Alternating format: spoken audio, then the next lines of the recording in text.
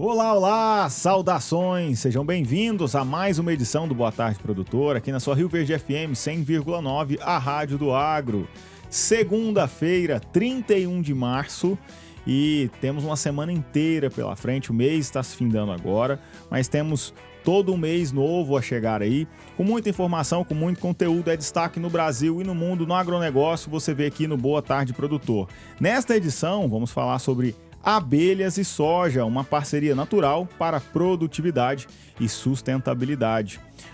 Nossa convidada é Lígia Jung, engenheira agrônoma e produtora rural. Também teremos a participação de Enio Fernandes, consultor de mercado, e de Fernando Cabral, com a atualização da previsão do tempo. É claro que eu venho, mas não venho sozinho. JP, que está aqui ao meu lado, está proporcionando essa transmissão para você, tanto na frequência local 100,9 no seu rádio. Se você está nos acompanhando aí dentro do seu carro ou qualquer lugar que seja no rádio, olha, muito obrigado pela sua preferência, pela sua audiência, mas saiba também que você pode nos acompanhar através da internet. Sabe como? Através, primeiro, do seu aplicativo na Rio Verde FM, é um aplicativo que você baixa e instala no seu smartphone. Então vai lá na sua lojinha de aplicativos, baixa o Rio Verde FM no seu celular para nos acompanhar em qualquer lugar do Brasil e no mundo com conexão com a internet. Ou então, se você quer, além de nos ouvir, nos ver também, seu lugar é lá no YouTube. Então é só digitar lá Rio Verde FM, você vai ser direcionado para o nosso canal. Já verifica se você está inscrito lá e ativa o sininho para não perder nenhuma notificação, nenhuma novidade do conteúdo que a Rio Verde FM e também o Boa Tarde Produtor faz para você. E você pode participar conosco através da nossa live, do nosso ao vivo, que está sendo transmitido simultaneamente no YouTube, deixando seu comentário, a sua crítica, a sua sugestão, assim como o nosso WhatsApp também fica aberto para você, através do 649-9949-1009. 649-9949-1009 é o nosso WhatsApp. E sabe quem repercute, quem olha tudo isso, vê as suas sugestões? A Dares, minha parceira de bancada, que já está aqui conosco. Seja bem-vinda, Dares. Boa tarde, Hugo, e uma excelente tarde para você que nos acompanha, seja pela frequência 100.9 ou através dos nossos aplicativos. É um prazer ter a sua companhia aqui no Boa Tarde Produtor. E no programa de hoje, nós vamos falar sobre a relação, a parceria entre abelhas e soja. Para essa conversa, contamos com a presença especial de Lígia Jung. Ela vai nos explicar como a polinização pode influenciar na lavoura e quais os benefícios dessa interação para o produtor rural. E fique com a gente, porque o nosso Boa Tarde Produtor está começando. É isso, Dares. Ela é Lígia Jung, como você bem disse, e nesse primeiro bloco ela se apresentou e nós falamos sobre como surgiu sua paixão pela agricultura e pela apicultura. Vamos acompanhar. Bom, olha, agora estamos recebendo aqui no Boa Tarde Produtor, na Rio Verde FM 100,9, a Rádio do Agro, a Lígia Jung. Ela que é engenheira agrônoma e tem uma história super interessante, de fato ali entre abelhas e soja, uma parceria natural para a produtividade e sustentabilidade. Lígia, antes de tudo, quero te agradecer imensamente aí por ter atendido a esse pedido aí do Boa Tarde Produtor. Eu conheci a Lígia através de alguns conteúdos na internet, cheguei a ouvir algumas entrevistas e algum material que ela produz, depois eu comecei a seguir ela nas redes sociais. Ela mostra o dia a dia, na prática, né, da lida dela, tanto no cultivo da soja, quanto também na produção, na criação de abelhas, né? Então, Lígia, muito obrigado por estar aqui conosco e aceitar esse convite. Se apresente para nós um pouco mais. Primeiramente, eu que agradeço por estar aqui, por vocês terem me convidado para esse bate-papo aí, que seja um bate-papo. E eu sou a Lígia, produtora rural, engenheira agrônoma formada, morei em Maringá, trabalhei um pouco lá com hortaliças orgânicas e em 2015, mais ou menos, eu resolvi voltar para casa, para a propriedade da minha família. E aqui eu comecei a assumir algumas coisas menores, mais pro lado da apicultura, plantio de morango, que eu tenho um pouquinho de morango aqui, que eu apanho um pouquinho, né? Que agricultor tem que apanhar com alguma coisa. E, de repente, a vida deu um rolê e eu comecei a ser sócia do meu pai e meu irmão na lavoura de soja e milho. Então, a gente tem como cultura principal soja, milho, atividades secundárias, apicultura e morango. Fora os cultivos. Eu moro na zona rural, moro no sítio, então a vida aqui é meio sem rotina, com uma rotina meio louca.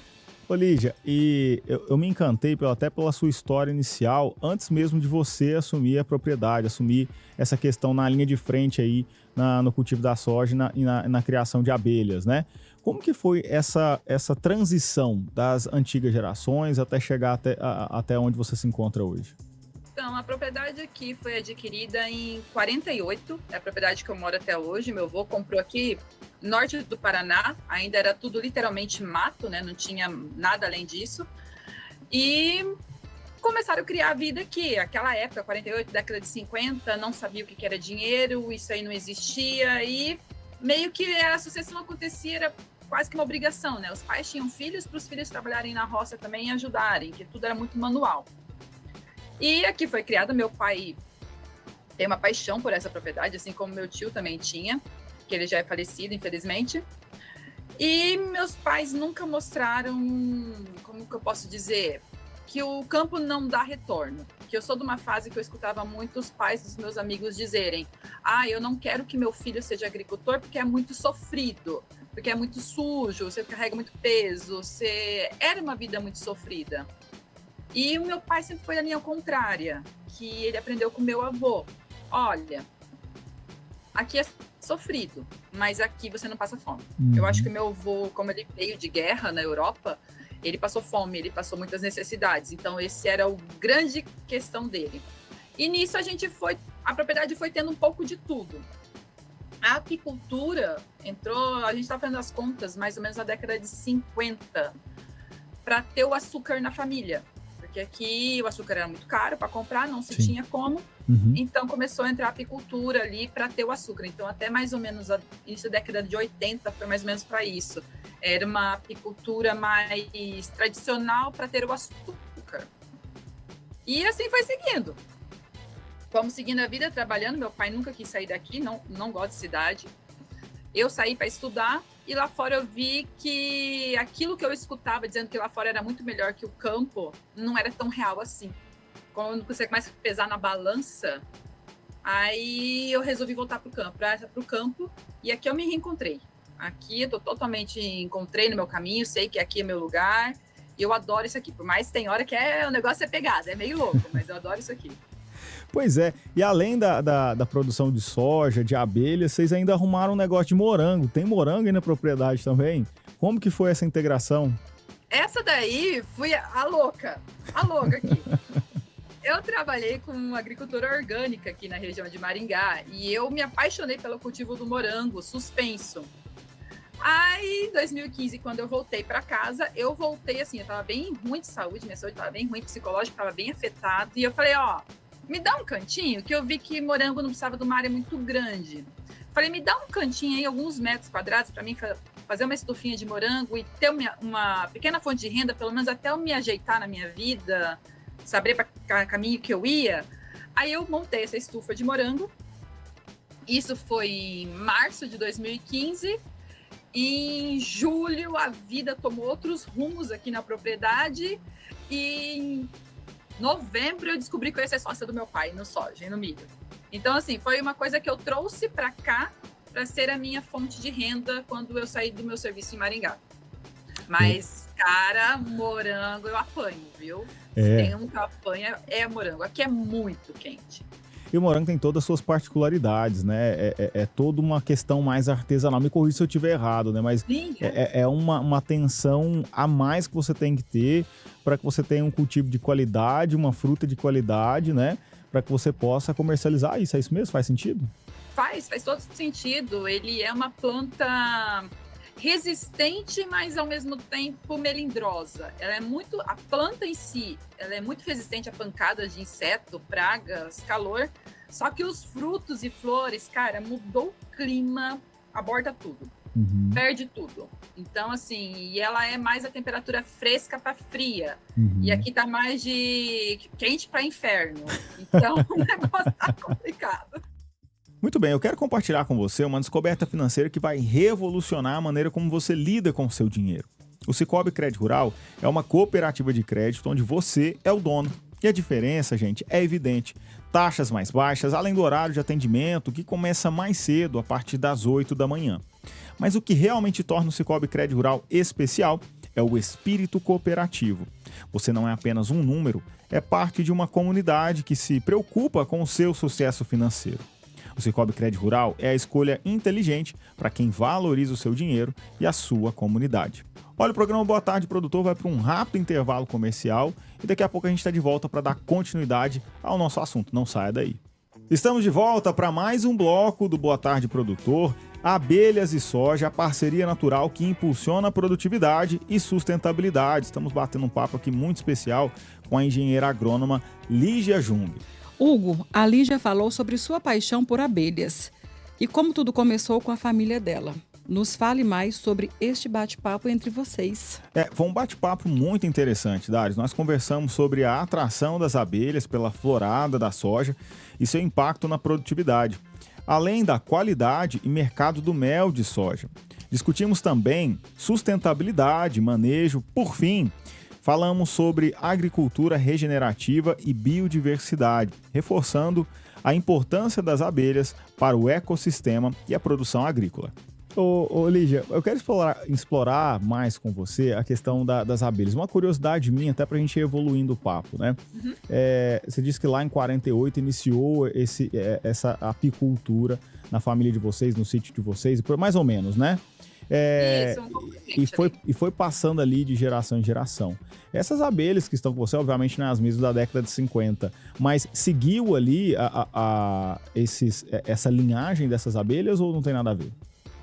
Mudou um pouco, porque aqui no Brasil veio com os europeus a abelha europeia, né? A europeia que já era domesticada na Europa, que o pessoal, se anda na Europa, nas partes mais isoladas, mais interior, você vê as colmeias, assim, no jardim das casas. Então, eu fui para a Espanha e realmente, você anda lá no quintal da casa, no fundo da casa tem caixa de abelha. Olha só. Então, são abelhas mais domesticadas. Tanto é que, sabe aqueles vídeos que o pessoal tem uma de abelha que vai lá e coloca os vidros atrás, vira umas chavinhas e sai o mel, e a abelha não ataca?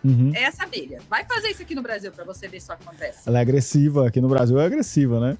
Não, aí vem na década de 50, se eu não me engano, um pesquisador, essa é a história que eu escutei, um pesquisador trouxe rainhas africanas para o Brasil para tentar achar uma abelha que fosse doméstica e calma como a europeia, só que resistente e produtora como a africana. Só que o gene da africana é mais forte do que da europeia. Sim. Então, nossas abelhas ficaram mais agressivas. Só que são super produtoras e resistentes pra caramba. Elas são pragas para elas, assim, pouquíssimas coisas pegam elas. Então, uma abelha muito resistente. Então, hoje a gente tem mais a africanizada. Acho que naquela época era mais a europeia pura, né, que tinha. Que meu pai fala, nossa, a gente ia de calção, samba canção, amarrava as pernas e ia mexer com mel, sabe? Meu Deus. Vai fazer isso hoje, a gente não volta do apiário. Hoje não dá, né? Hoje o enxame ali vai atacar forte e pode levar até a morte, né? Leva, tranquilo, assim. A gente tem uma capacidade de levar ferroadas, né? Porque, querendo ou não, são venenos. Então, tem pessoas que com uma ferroada morrem. Tem outras que têm uma resistência maior. Então, tem todo um cuidado. Aqui mesmo na propriedade, a gente mora muito perto do apiário. Acho que dá o quê? 100 metros do apiário. Então, nós não mexemos com mel, abelha de dia. A gente só mexe a partir da noite, que daí elas não seguem a gente. Que se mexer de manhã, não tem quem fica aqui na sede.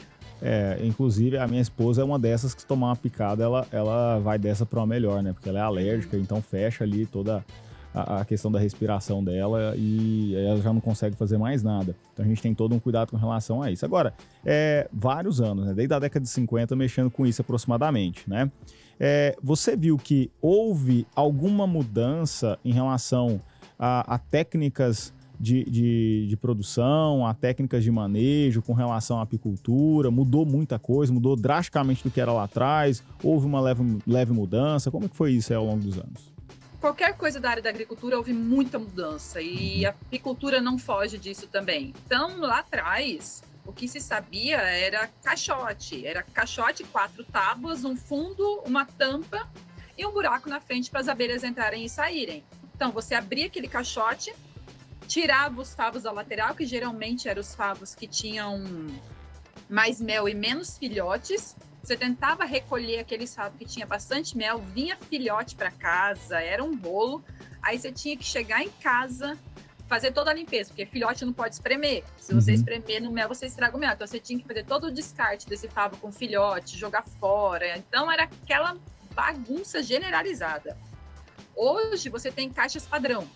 Então, o padrão que a gente trabalha é o modelo Langstroth, que são aquelas caixas que a gente vê nas matérias, nos vídeos e tudo mais. Os caixotes num padrão certinho, determinado centímetro, com os quadros. Aí você tira os quadros e o favo tá no quadro. Aí tem toda a divisória, família, melgueira. Se você quer colher pólen, tem um jeito de você colher pólen. Se você quiser colher própolis, tem o jeito do própolis. Hoje tá totalmente tecnificado. Aqui a minha família não é tão técnica, como é uma fonte de renda secundária, e as mesmas pessoas que trabalham no soja e milho, morango, trabalham na apicultura, então a gente não consegue ser tão técnico. Mas você vai para eventos com apicultores que só trabalham exclusivamente com abelha, cara, o negócio é sinistro, assim, é uma tecnificação absurda, do tipo, eu quero uma colmeia que produza mais mel, eu consigo comprar uma rainha que ela tem descendentes que puxam mais mel. Eu quero produzir própolis. Eu consigo identificar uma rainha que os descendentes delas puxarão mais própolis do que mel. Elas têm mais... como é que fala? Elas têm mais capacidade de fazer própolis. Aptidão.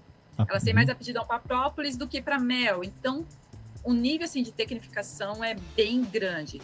Muitas coisas ainda são manuais. Então, você ir lá visitar a caixa é manual. Abrir a caixa, visual, ver se tem mel ou não, isso é visual. Mas do resto, assim, tá bem diferente do que era, hein? Eu já peguei peguei o final dos caixotes aqui em casa. Eu lembro, assim, que o negócio era insano.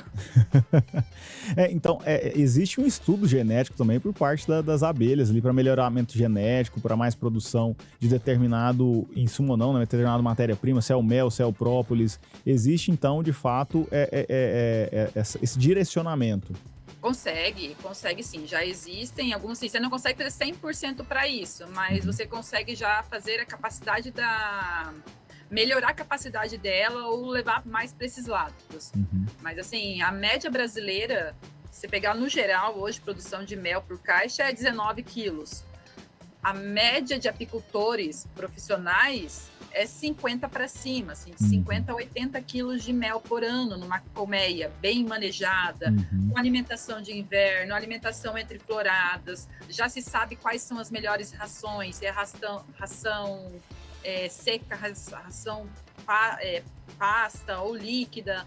Então já tem todo um estudo, já tem empresas que vendem essa ração, esses proteicos para abelha. Tem todo um mercado que a gente nem faz ideia que existe aí na apicultura. Ô Lígia, você sabe uma coisa que me chama bastante atenção, nas abelhas sobretudo, é a organização delas, né? Você vê que hoje isso é algo intuitivo delas e elas se organizam tão bem em castas, em classes. Tem a líder que vai comandar ali. Fala um pouquinho mais pra gente, você nesses anos aí, como que as abelhas se organizam? É uma coisa que eu acho que todo mundo tenta entender, né? Principalmente pesquisador, como é que elas se organizam. Mas uma coisa que é muito claro a rainha, ok, ela tá ali ela é a grande importante porque é ela que vai botar os ovos.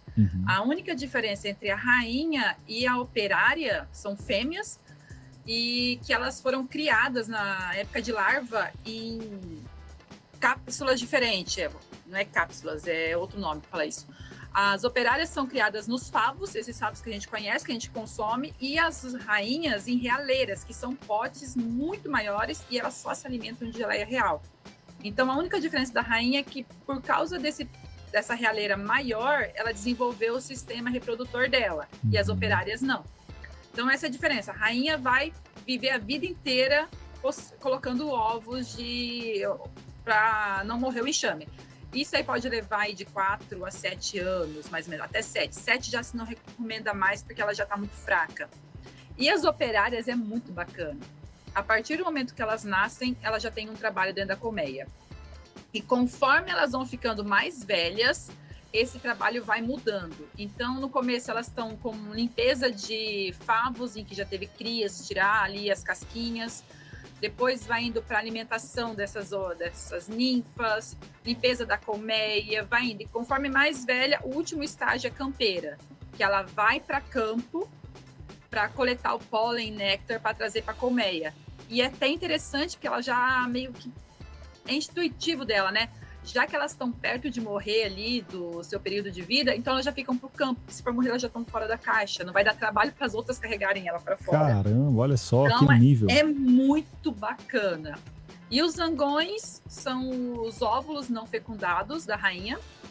Aí eles... o alvéolo que eles nascem, alvéolo não, do favo que eles nascem é um pouquinho maior do que das operárias. E o único serviço deles é fecundar a rainha no voo nupcial. Então sai a princesa, tem o voo nupcial. Os zangões que conseguem alcançar a rainha, que ela vai voando para cima, quanto mais alto, os zangões que conseguem alcançar ela, fecundam a rainha. Daí a rainha volta, vai para sua casa definitiva, onde for ali definir. Mas é bem bacana. A organização da vida de uma colmeia é muito legal. Chama bastante atenção, né? E a gente vive pesquisando e tentando entender, né, como que funciona isso. Agora, voltando a um pouco mais sobre o teu direcionamento da sua propriedade aí, chegou um ponto onde vocês ali fizeram essa integração, né, entre a agricultura e a apicultura. Isso foi natural? Foi fácil? Como que foi esse momento aí para vocês? Foi um acaso. Então, aqui... Quem conhece o norte do Paraná sabe que aqui a gente, em 40, 50, foi a década do café. Foi a época que estava no pico do café. Então, as abelhas começaram a ter aqui no sítio por causa da florada do café. Então, vamos colher o mel do café. Uhum. Então, tinha nos finais das ruas de café 2, 3 caixas de abelha para ter o açúcar da família. Então, se colhia mel ali para outubro, mais ou menos, logo depois da florada do café, que é meio do ano. Então... Ok, tava colhendo mel ali e só achava que era mel do café. Achava que nenhuma outra flor produzia mel. Aí teve a geada de 75, acabou com os cafezais aqui na nossa região, dizimou tudo, não teve mais o que fazer e começamos a soja. Então a soja entrou ali em 76 aqui. Nisso, a gente não fazia a menor ideia. Meu pai e meu tio que mexiam com isso, né? Eu não era tava nem no projeto ainda. O meu pai e meu tio deixaram as caixas ali, abandonadas. Diz que essas caixas ficaram uns 2 anos abandonadas num canto aí da propriedade. Até que meu vô não gostava de abelha. Ele falava assim, bota esse trem lá longe de mim. Vocês podem mexer, mas longe de mim. Meu vô passou perto da caixa, a caixa atacou eles. E era mais ou menos época de fevereiro, março. Aquela época se plantava soja mais tarde, aqui se plantava lá para novembro. Então, e a soja era mais tardia, né? Então o ciclo dela é mais longo. Então, fevereiro, março, essas abelhas atacaram. Meu avô, tira aquela desgraça de lá, que vai atacar alguém ainda. Quando eles foram para as caixas, falei assim, vamos levar para o mato, lá no fundo da propriedade, né? Então, então a gente vai levar elas embora. Quando eles chegaram nas caixas, eles foram pegar as caixas para levar, a caixa estava pesada. Elas atacaram porque elas estavam carregadas de mel. Isso é uma coisa que o pessoal às vezes acha estranho. Caixas que estão carregadas de mel, a abelha fica irritada, que ela não consegue trabalhar mais. Caramba. Aí ela começa a atacar. Eu falo que a abelha tem hora que parece uma mulher de TPM, viu? Se ela não consegue trabalhar, se ela tá com calor e ela tá apertada ali, sai de perto. Sai de perto que as bichas vão atacar. Então, Lígia, é saudável tirar o mel da colmeia para que elas possam ter mais capacidade para produzir e com tranquilidade. É obrigatório. É obrigatório tirar. Você tem que tirar, cara. Você tira hoje, 2 dias depois você chega e fala assim, não é a mesma caixa. Não é a mesma abelha. Elas são mais tranquilas porque elas conseguem trabalhar melhor. A abelha é um bicho que foi feito para trabalhar. Uhum. Ela não consegue ficar parada. Aí eu sei que meu pai contando, ele falou que levou, estava carregado de mel, e esse cara, que mel é esse? Um mel gostoso, mel muito bom. Mas, cara, que mel é esse? Da onde que elas estão pegando? Porque não via florada de nada.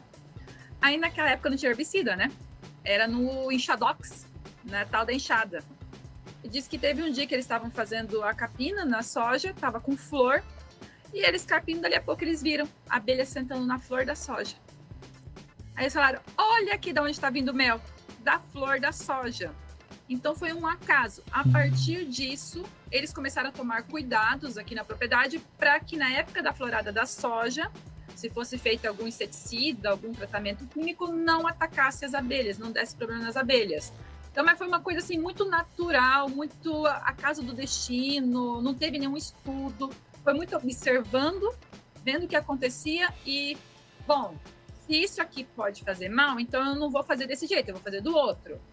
Então foi uma coisa muito aqui deles mesmo. Ô Lígia, e já que você tocou nesse ponto aí, que foi um acaso, essa integração, né? Por que as abelhas, então, visitam a soja, né? Essa questão da florada da soja, a sua atração para polinizadores aí, tem alguma coisa diferente das demais flores? Não, é mais por falta de florada. Elas são um bicho que trabalham, se deixar, 24 horas por dia. Então, assim, o sol mal brilhou, elas já estão trabalhando e elas vão trabalhar até na hora que o sol se pôr. E nessa época da florada da soja, tem um vácuo de plantas que floram, que tem a primavera ali antes, que bastante coisa florindo, e no outono, a entrada do outono também tem alguma coisa. Mas nesse verão, não tem quase florada. Então, como não tem florada, elas acharam uma possibilidade na flor da soja. Por mais que a soja é autógama, ela faz a polinização sozinha, mas ainda tem alguma coisa ali. A gente percebe que algumas variedades têm maior visitação que outras abelhas, ou se você plantar mais aquela variedade específica, a quantidade de mel é menor que produz. A gente já percebeu isso. Mas é mais por uma falta de florada, de pasto apícola na região. Então, elas encontraram a soja ali no meio, numa brecha boa ali, que elas conseguem fazer esse mel. E fazer um parêntese aqui nesse nosso bate-papo sobre abelhas e soja, porque você recebeu um dos prêmios aí, um prêmio interessante, que é o prêmio Mulheres Positivas do Agro, né? E aí teve até o tema, né? Apicultura. Qual é a importância dessa conquista para você nessa atividade aí? Esses prêmios, essa vinculação, a importância é mostrar que a sojicultura, o soja, não é inimiga da apicultura. Uhum. Porque tudo que você vê na mídia até pouco tempo atrás era houve uma mortandade de abelha causada por uma aplicação feita na soja. Então, o soja era um inimigo da abelha. Então, tudo que você via era o soja é inimigo, os produtos que se usam na soja, na cana, fazem mal às abelhas. Olha como isso não se condiz, não dá para se usar. Quando você ganha um prêmio desse aí nessa proporção nacional, você consegue falar, então, tá vendo? Eu consigo colher mel da soja. Então, não são inimigas. E eu consigo melhorar tanto a minha produção de mel, quanto a minha produção de soja. Eu preciso inventar a roda para fazer isso? Não, práticas simples. Coisas de MIP, coisas de manejo integral de pragas, né?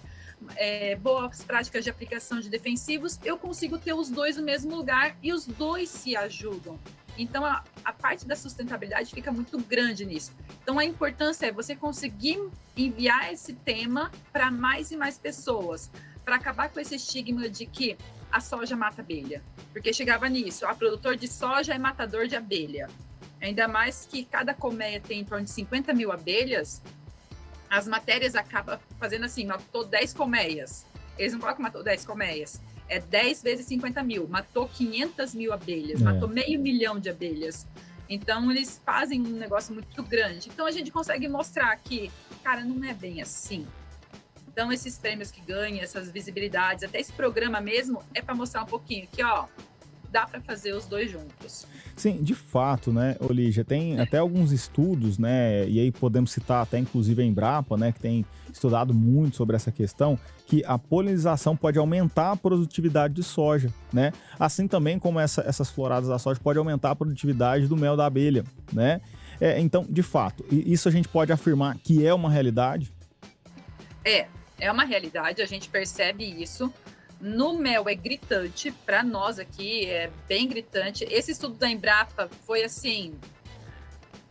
algo maravilhoso que aconteceu com a gente, que apareceu aqui em casa, porque meu pai há anos, assim que eu falo, é desde 2007, 2005, ali brigando, falando, olha, os dois não matam, olha, é só fazer mudar algumas práticas simples, a gente consegue trabalhar junto. E ninguém escutava, porque a gente é um agricultor pequeno, tudo muito pequeno, no interior do Paraná, numa cidadezinha pitidiquinha, então o pessoal não escutava. Então, esse trabalho da Embrapa com o Décio foi, assim, maravilhoso.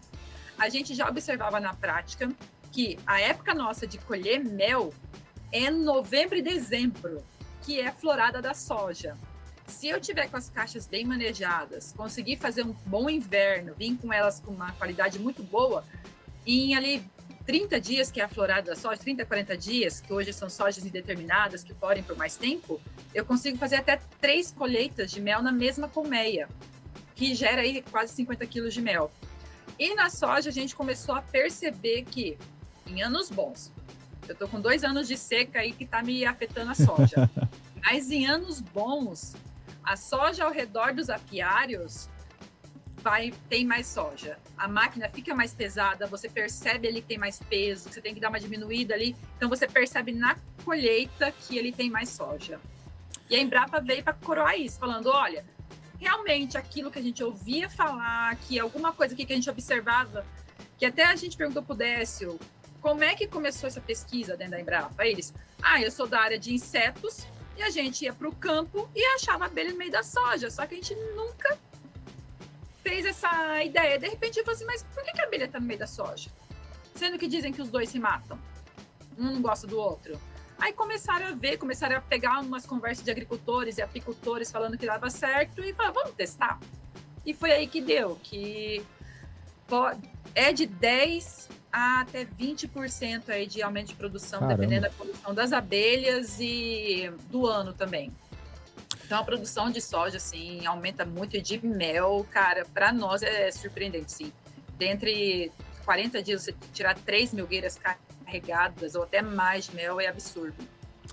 E tem que ter um certo tipo de cuidado para manter os dois juntos, né? Tanto a soja, o milho, as abelhas, tem algum tipo de defensivo ou na dosagem ou no tipo deles que tem que ser aplicado, tem uma distância ali, enfim, fala um pouco sobre isso aí pra gente. Olha, não tem assim um defensivo que não vai fazer mal. Quais são os defensivos que mais podem prejudicar as abelhas? Os inseticidas. Os outros, já se tem estudo falando que não causam tanto prejuízo. Claro que eu não vou catar um Roundup e tacar dentro de uma caixa de abelha, né? Também aí já um pouquinho, vamos na lógica aí, né, gente? Mas assim, vamos ver lá, os inseticidas. O que a gente vai mais usar? Talvez um palagarta, que hoje todas as nossas sojas são intactas. Quase não se usa veneno na soja. E um percevejo. Aonde que o percevejo vai atacar a soja? Na fase que já tem vagem. Se você já tem vagem, você não tem mais flor. Então, se você fizer um trabalho bem feito de um MIP ali, MIP é manejo integrado de pragas. Aqui no Paraná é bem desenvolvido esse negócio de MIP. De você fazer um acompanhamento da lavoura e acertar o horário de entrada de inseticida, provavelmente já vai ter passado a florada. Então, esse ano aconteceu isso. A gente foi entrar com inseticida que já estava assim, não tinha mais uma flor na planta, era só vagem. Então, se não tem flor, a abelha não vai visitar. Mas não sei o que aconteceu, meu soja tardio, está acontecendo uma pressão de percevejo muito grande, ou uma lagarta, alguma coisa assim, tá absurda. Já se sabe que as abelhas visitam as caixas mais próximas, a lavoura mais próxima da caixa. É aquela mesma história. Eu tenho uma refeição aqui na esquina da minha casa e eu consigo a mesma refeição, o mesmo preço a 2 km de distância. Você vai andar 2 km de distância para comer a mesma comida? Não, aí não, né? Vai ficar ali, né, na tua esquina. A abelha é um esquema. Tem comida aqui, eu vou ficar aqui, eu vou ficar mais próxima. Ela pode ir até 600 metros, mas a maior pressão ali é de 200 a 300 metros da colmeia. E na parte da manhã. Então, o que eu falo? O que a gente fala, recomenda? Você quer estar usando inseticida? Pode usar. Usa mais próximo das colmeias na parte da tarde. Ou começa do lado mais longe das colmeias na parte da manhã e vem chegando na parte das tarde. Não tem como, tá chovendo absurdamente. A hora que abrir, eu vou entrar. Lacra as caixas. É só você chegar um dia antes, à noite, lá e lacrar todas as caixas. Você fecha a entrada das caixas e não deixa a abelha sair. Faz a aplicação, depois você vai abrindo tudo. Até 2 dias elas aguentam, 2, 3 dias elas aguentam fechadas dentro da colmeia. Abre tudo. E também tem o cuidado. Vento. O vento está indo para dentro das caixas. Ok, vamos esperar esse vento mudar. Não causa deriva. Eu também falo, deriva é jogar dinheiro fora, né? Uhum. É veneno que não está sendo aplicado no alvo. Máquina bem regulada. Tem uma mangueira rachada espirrando veneno, sabe Deus para onde, para aquele esquema. Vamos dar uma roda nessa máquina, até jogando dinheiro fora ali, Sim. ó. Vamos lá, né, galera? Usar o bico correto. Eu vou usar É reservado bicônico para esse produto, estou usando um leque que vai fazer gotículas mais finas e jogar mais longe. Vamos pegar a recomendação do agrônomo, a recomendação do produto. E hoje tem muito adjuvante, coisas que você coloca na água para evitar deriva, antideriva, antigota, isso tudo ajuda. Então, assim, são cuidados. Sim. Se você mora no meio dessa lavoura de soja, o que você faria para o veneno não chegar na tua casa? Você tem que pensar no mesmo para abelha. Uhum. Então, é mais ou menos isso. Então, é só assim, não precisa inventar nada diferente, nada novo. São cuidados muito pequenos, se você for ver, e que, na verdade, traz até uma economia, né? Sim, esses ajustes na máquina, o insumo adequado, o defensivo adequado, na hora adequada, esperar o vento, acho que, para mim, sempre não existe o óbvio, né? Acho que o óbvio precisa ser dito, mas são coisas simples, né? Não precisa reinventar a roda, né? Não precisa inventar nada, já tem tudo muito inventado, aí tem muita coisa. E até foi bem bacana essa pesquisa com a Embrapa, que teve uma fazenda de uma sementeira no Mato Grosso que participou da pesquisa, teve uma parte de pesquisa no Rio Grande do Sul, no Paraná, que foi aqui na região de Maringá, e no Mato Grosso também teve uma, que o professor falou assim, não, eu quero uma área em que pode ser aplicada com aviação aérea. Ele pegou uma sementeira, se a gente passa 3 vezes para inseticida, eles vão passar 6 a 7, 8 vezes, porque tem que ter certeza que não vai ter nenhuma perca por insetos. E eles passavam de avião. E a questão que o pesquisador chegou e falou assim, eu quero que vocês mantenham o protocolo de vocês, não vai mudar, eu só posso colocar as abelhas, aí a gente vai estudar o que causa nisso. A única coisa era que o piloto avisava o técnico, que era o zootecnista, o Weber, avisava o técnico o dia que ia fazer a aplicação, qual produto que ia aplicar, para ele analisar se era preciso fechar as caixas, se sim, ele ia lá e fechava. Eles colocaram 100 colmeias, se eu não me engano, numa linha de eucalipto. Era literalmente 2 carreiras de eucalipto, acharam que era uma mata e não, era 2 fileiras de eucalipto, colocaram 100 colmeias lá e fizeram as aplicações. No final da história, morreram 3 colmeias, porque elas estavam super populosas, e na fazenda, como tem esses ISO, certificações, só tinha que entrar 2 dias antes da aplicação e, se eu não me engano, só 3 dias depois da aplicação na área. As abelhas morreram sufocadas de calor. Caramba. Tá aí, portanto, o bate-papo com a Lígia Jung. A gente vai fazer uma pequena pausa nesse assunto. Vamos para um rápido intervalo comercial. Ainda tem muito papo para falar com a Lígia Jung, portanto, fique conosco. Voltamos para mais um bloco desta edição do Boa Tarde Produtor, aqui na Rio Verde FM 100,9, a Rádio do Agro, falando sobre abelhas e soja, a parceria natural que impulsiona a produtividade e sustentabilidade. É um bate-papo especial com a engenheira agrônoma Lígia Jung. Hugo, vocês também falaram sobre a valorização do mel de soja e como ele está ganhando destaque no mercado. Existe um espaço específico para esse mel? Dares, existe mercado sim. Nós falamos também sobre as novas tendências na apicultura e agricultura, conforme o ponto de vista dela. Ela também deu dicas para quem quer começar a integrar abelhas nas lavouras e como aproveitar as oportunidades nesse mercado. Fique ligado para mais detalhes e dicas. Ô Lígia, eu quero abordar um pouco mais com você sobre a qualidade do mel da soja, né? Como que é esse mel? Quais são suas principais características? Existe, de fato, uma mudança do mel da soja para outros tipos de locais que a abelha pode buscar? Então, a característica do mel de apis, esse mel mais comum que a gente tem, é a florada que a abelha visitou vai definir a qualidade do mel. Então, a florada da soja vai dar um mel de uma cor mais dourado escuro ali, um dourado bem bonito, assim, que o pessoal, pelo menos na nossa região, aceita super bem essa cor de mel. Não é aquele clarinho da laranjeira, que é super claro, mas também não é os escurões aí, que chega o pessoal olhar e falar, ai, mel de cana. Ele fica ali no meio termo, um mel super aceito.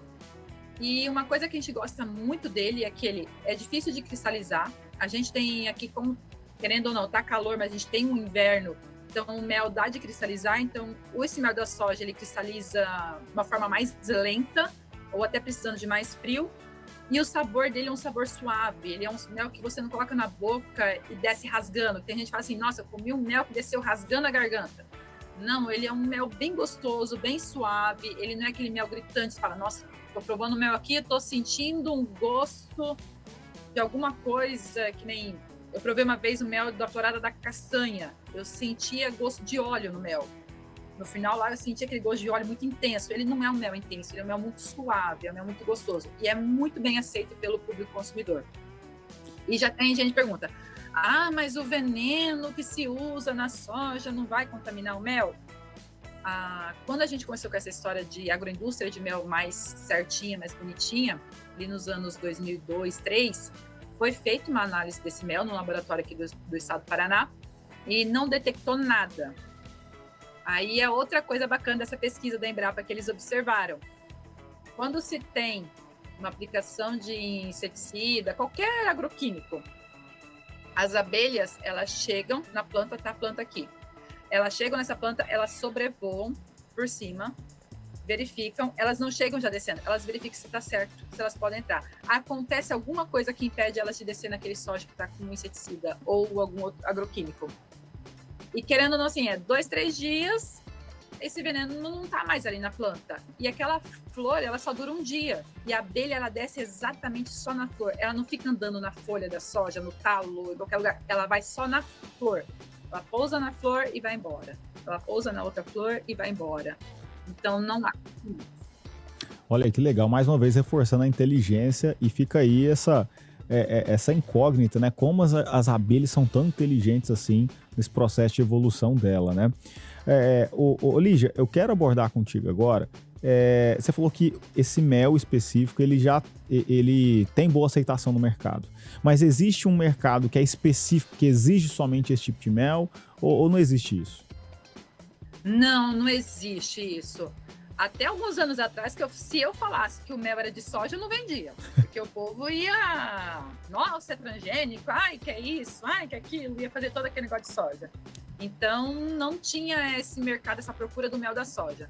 Agora que a gente está começando a observar isso, com essas matérias saindo, com essas premiações, com essa divulgação desse mel da soja, que é um mel gostoso, que o pessoal está vindo um pouco atrás. E daí o pessoal fala, eu quero o mel da soja. Mas isso é muito recente, assim, é coisa de 3 anos para cá, menos até. Então agora que a gente pode falar, porque no começo, quando eu comecei a vender mel nas feiras, lá em 2007, 2006, cara, se eu falasse que era mel da soja, ia dar um rolo, eu não ia vender mel. E a gente tem visto, né, que de fato, através dessas pesquisas, dessa divulgação, de dar voz a pessoas que realmente vivenciam isso na prática, assim como você, né, tem feito melhorar e popularizar essa aceitação, né? E aí, até falando um pouco mais sobre essa integração entre apicultores e agricultores, né? Eu queria saber, na sua opinião, como fortalecer essa relação para que ambos se beneficiem? Os dois se conversarem, os dois quererem. Então, acontece mais quando o agricultor quer. Aí o agricultor libera, porque o agricultor é dono da terra, ele é dono daquela área. E ele que tem a possibilidade de estar oferecendo aquela área que ele tem, que está lá desocupada, uma mata, uma PP, alguma reserva, uma pedreira que não se usa para um apicultor.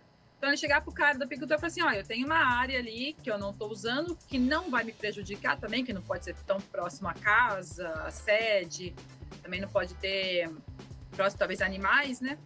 Aí eu falei assim, tem aquela área ali, você quer estar usando aquela área, colocando, a gente faz um troca-troca, eu dou a área, você me empresta as abelhas para polinizar a minha área.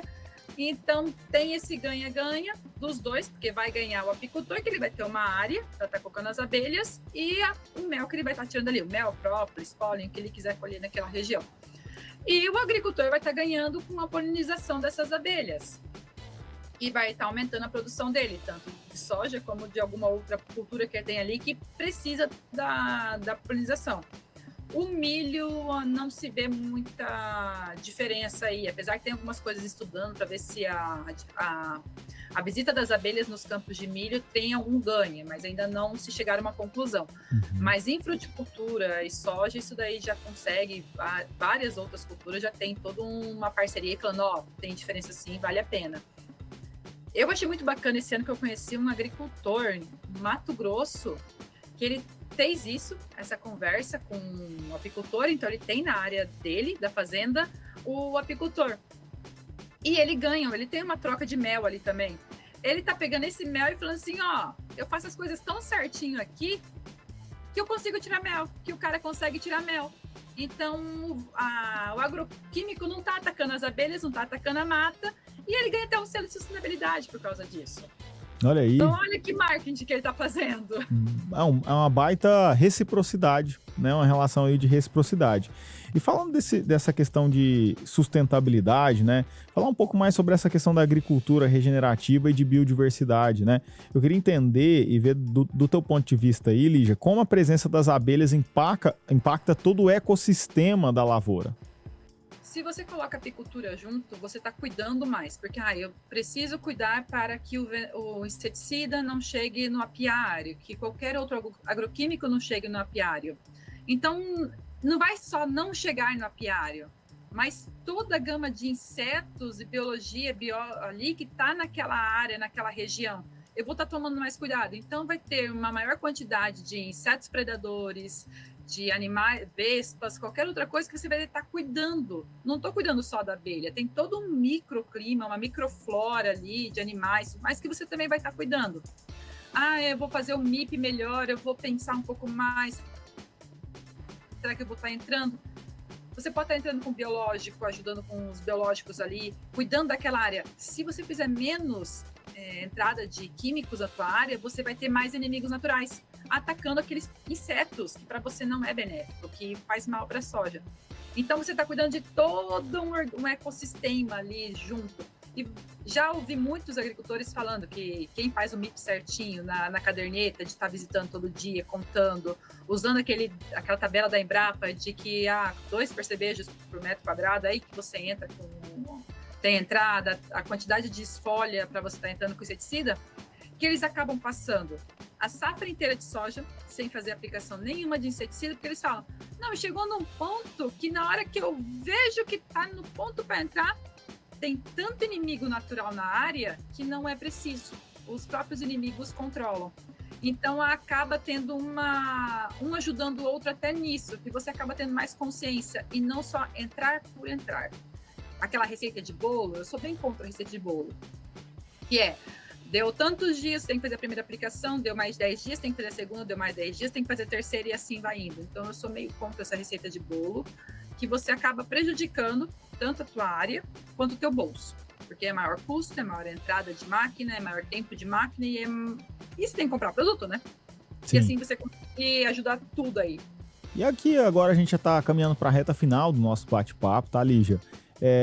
Mas eu ainda queria entender, e você que está no meio diariamente, você tá aí com a pele em risco, né, diariamente, debaixo do sol, com a botina aí, você vai mesmo para a lida, né, você falou que já gosta dessa parte operacional. Quais são as novas tendências na apicultura e na agricultura, né? Quais são as principais inovações ou próximas mudanças no setor dentro que você está vivendo aí? O biológico acho que chegou para ficar.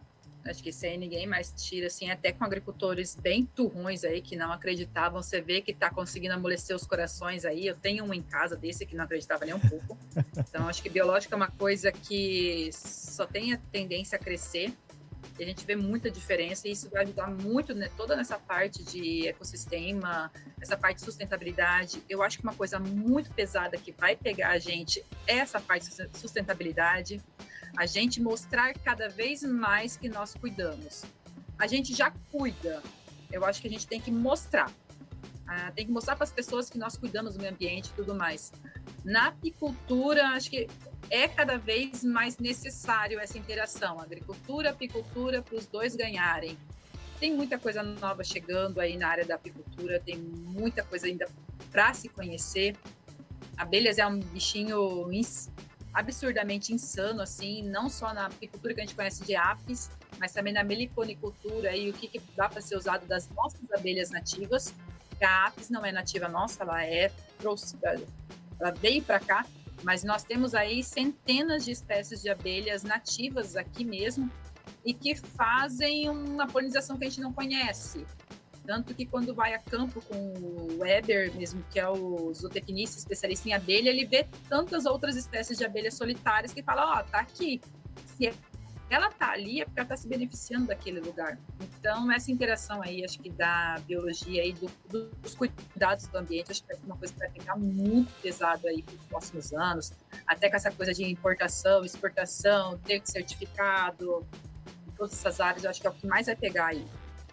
Ô Lígia, e vamos deixar agora algumas dicas, né, para os produtores interessados a integrar abelhas e lavouras. Como que um agricultor ele pode começar essa integração? No teu caso, você falou, já foi algo muito natural, mas e quem quer começar isso a implantar na sua propriedade?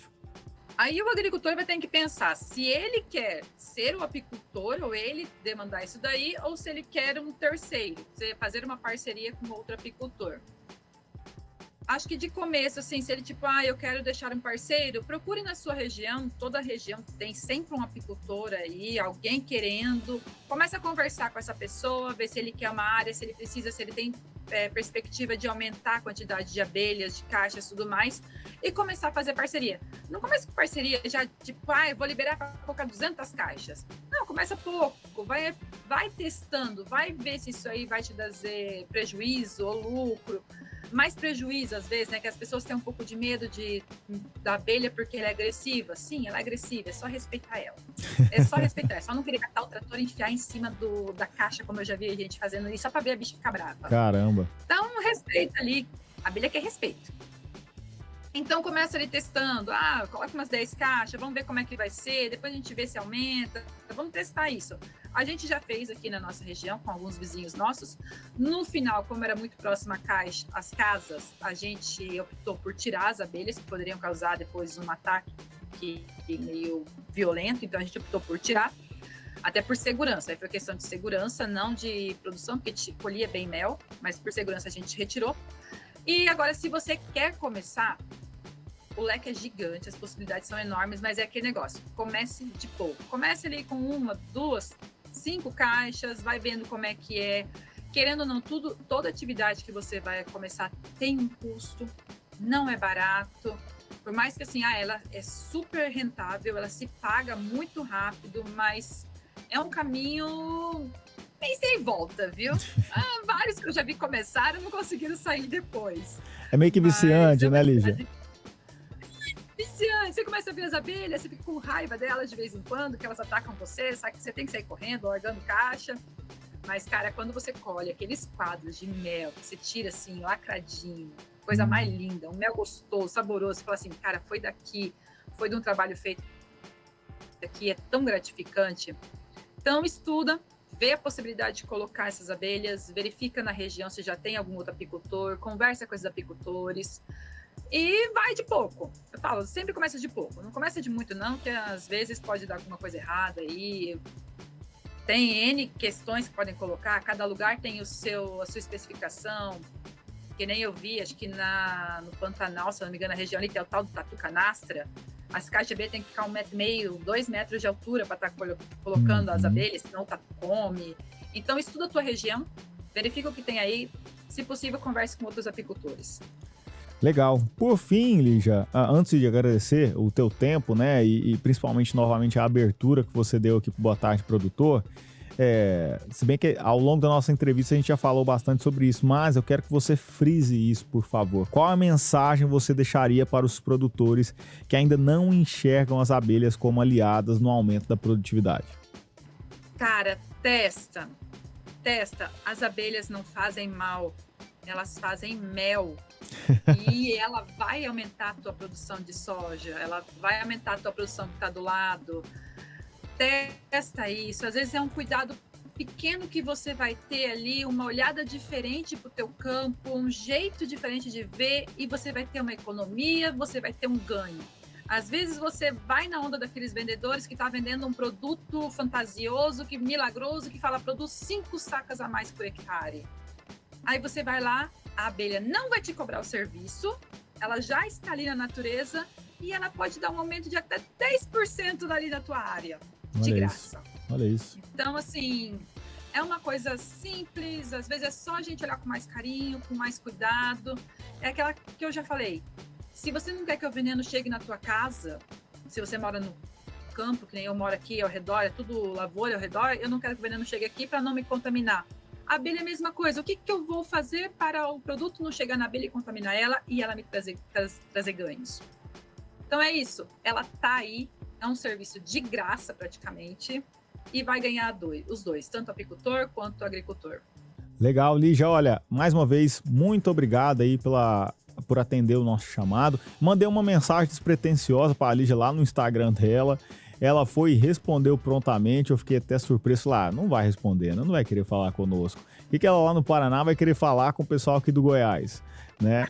Mas ela foi super receptiva, super carismática. Inclusive, deixar recomendado aqui, onde que te encontra nas redes sociais, ô Lígia? Então, eu tenho o Instagram, que eu sou mais ativa no Instagram, que eu mais uso, é o Lígia Jung, Jung. E se quiserem conversar comigo ali, podem me chamar. Às vezes eu demoro um pouquinho para responder, tem hora que é rápido, tem hora que demora, depende da época do ano, as correrias aqui. Eu estou super aberta para estar falando sobre o assunto, sobre a vida aqui. E eu que agradeço muito, eu fico super lisonjeada em estar participando desses podcasts, dessas conversas, da rádio, porque a gente está levando uma informação que foi tão difícil para nós introduzir. Então, assim, hoje é mais que... Foi tão complicado para a gente falar que dava certo, que eu tenho muito orgulho de falar que dá certo e é... Daí. Então, quem quiser lá me chamar, entra lá, me chama lá e a gente pode estar trocando uma ideia aí sobre o assunto. Qualquer coisa posso estar ajudando, indicando pessoas que eu conheço, talvez, o que for aí. Legal, Lígia. E quando vier a Rio Verde, seja para palestrar, para dar um curso, para visitar, saiba que as portas e os microfones da Rio Verde FM, a Rádio do Agro, aqui 100,9, estarão sempre abertos. Desejo muito sucesso, ainda mais sucesso. Que Deus abençoe e até breve. Muito obrigada, Hugo. Prazer estar falando com você. Obrigada por essa abertura aí. Se precisar, tô aqui, pode dar uma chamada aí. Obrigada, gente. Quem sabe aí um dia eu vou conhecer o Goiás. Goiás ainda não conheço, não. Então já tem lugar cativo aqui para você poder se hospedar. Pode ficar tranquila, viu? Obrigada, Hugo. Um grande abraço, até breve, Lígia. E é isso, estamos chegando na nossa reta final aqui dessa edição do Boa Tarde Produtor, reforçando o agradecimento aí à Lígia Jung por estar conosco, dedicar o seu tempo. Diretamente lá do Paraná, esteve num link remoto aqui conosco, com a nossa equipe de produção do Boa Tarde Produtor. Então fica aqui a nossa gratidão. Dários, vamos nos despedir da nossa audiência. É isso mesmo, Hugo, vamos embora. Muito obrigada a você que nos acompanha, que seja através da nossa frequência 100.9 ou através dos nossos aplicativos. E você que quer mandar alguma sugestão de assunto pra gente, alguma pergunta, o nosso telefone para contato é o 649-9949-1009. E amanhã estamos de volta. Hugo Ataíde. É isso, despedir aqui do JP que auxiliou em toda essa transmissão, seja na frequência 100.9 ou simultaneamente através da internet, nos nossos aplicativos e também lá no YouTube. Dares, minha parceira, até amanhã. Temos uma semana inteira pela frente. Eu, Hugo Ataíde, fico por aqui nessa edição do Boa Tarde Produtor, mas amanhã tem mais. Até lá!